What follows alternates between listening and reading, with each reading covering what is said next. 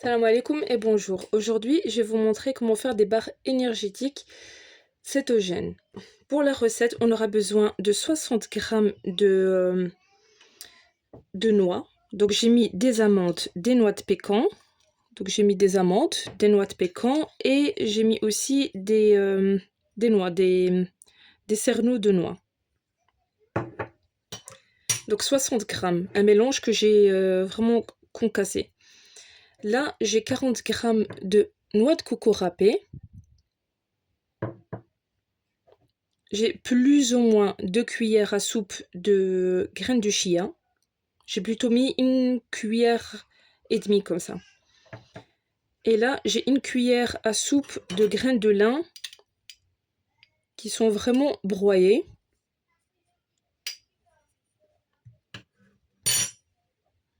Puis ici, pour un petit peu de goût, donc j'ai mis un quart de cuillère à café de cannelle. Et aussi, j'ai mis une petite pincée de sel. Et je vais mettre quelques gouttes de vanille pour un petit peu de goût. Et ici, j'ai 60 ml de crème de coco. C'est vraiment une recette avec le moins possible de glucides. Comme vous voyez, il n'y a pas de sucre, mais si vous voulez mettre du sucre, voilà, ça sera plus une recette cétogène, mais vous pouvez aussi mettre soit de l'érythrol ou bien du stevia.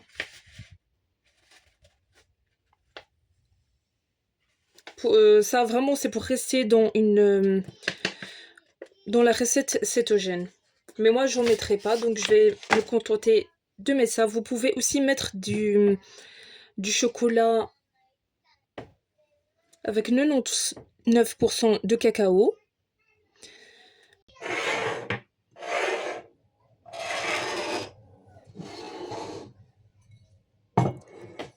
Donc d'abord je vais commencer par mettre tout ce qui est sec, donc les noix, la noix de coco râpée, les graines de lin et les graines de chia, la cannelle et la petite pincée de sel.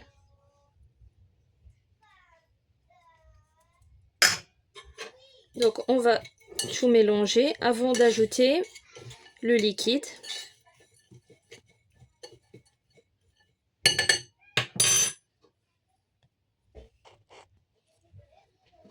Puis je vais ajouter le lait de coco et quelques petites gouttes, 5 petites gouttes que j'ai mis vraiment pour donner un léger petit goût de vanille.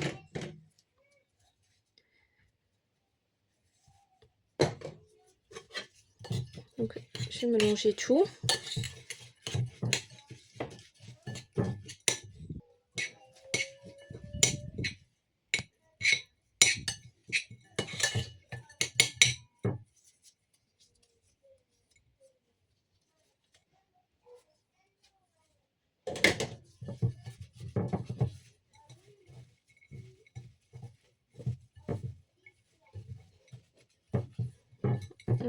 Voilà. L'important c'est que quand on appuie dessus, ça s'émiette pas. Donc c'est ça qu'il faut.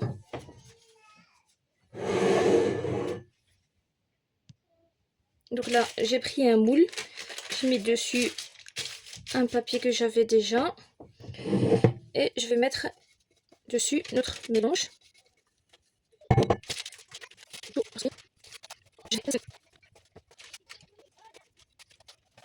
Donc voilà, je vais essayer de bien arranger les bords. Je le fais pas trop fin. Donc vraiment, on a 1 centimètre.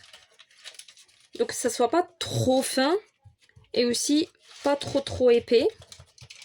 Donc voilà. Voilà, je vais déjà couper doucement sans casser.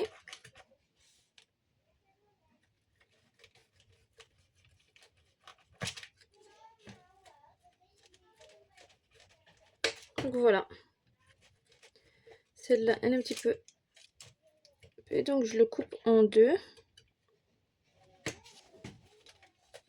Comme ça, après cuisson, ça sera plus facile à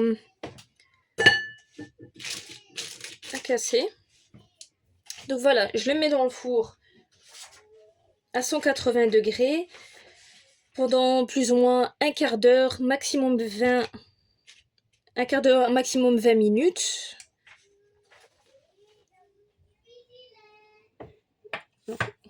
Voilà, après que je l'ai laissé refroidir, puis je vais les séparer.